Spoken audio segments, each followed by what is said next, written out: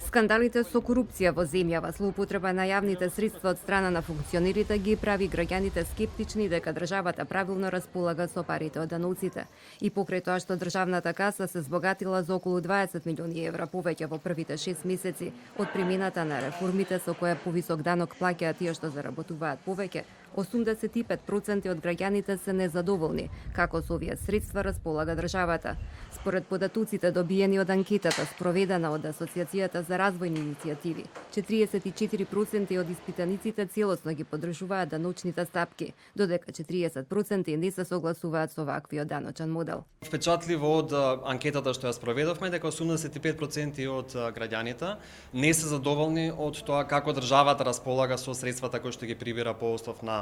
даноци, за разлика од 6%, само 6% од граѓаните се задоволни од начинот на кој што државата ги троши овие пари, и ово патува на тоа дека граѓаните не се сигурни дека дополнително собраните средства од граѓаните по основ на прогресивното одначување на данокот на доход ќе стигнат на правото место, односно за оние категории на лица за кои што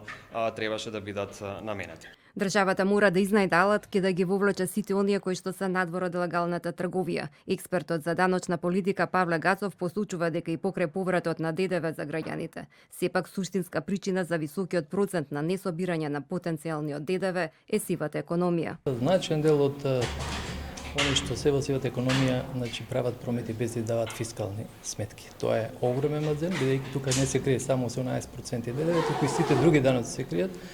бидејќи за да дојде чинот на подигање на готовина треба да се платат и персонални даноци, социјални придоници, данок на добивка и така натаму, што